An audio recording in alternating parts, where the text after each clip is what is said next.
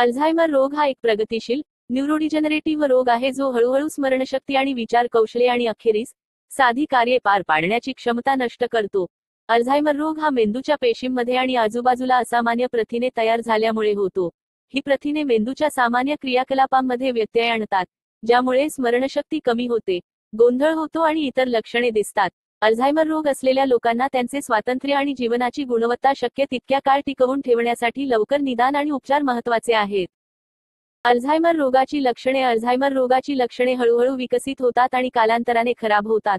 सुरुवातीच्या लक्षणांमध्ये हे समाविष्ट असू शकते: अलीकडील घटना लक्षात ठेवण्यास त्रास होतो, सामान चुकीच्या जागेवर ठेवणे, तेच प्रश्न वारंवार विचारत राहणे, निर्णय घेण्यात अडचण येणे, नियोजन आणि जटिल कार्ये पार पाडण्यात समस्या, वेळ आणि ठिकाणाबाबत संभ्रम, मनस्थिती आणि व्यक्तिमत्वात बदल, सामाजिक उपक्रमातून माघार.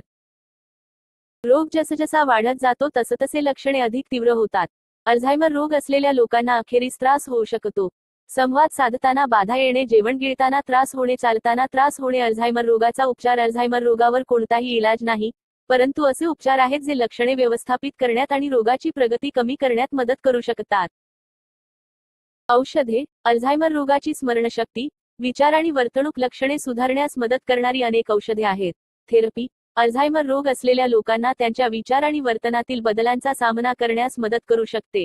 जीवनशैलीतील बदल, व्यायाम, निरोगी आहार आणि सामाजिक संवादामुळे अल्झायमर रोग असलेल्या लोकांमध्ये संज्ञानात्मक कार्य आणि एकंदर कल्याण सुधारण्यास मदत होऊ शकते.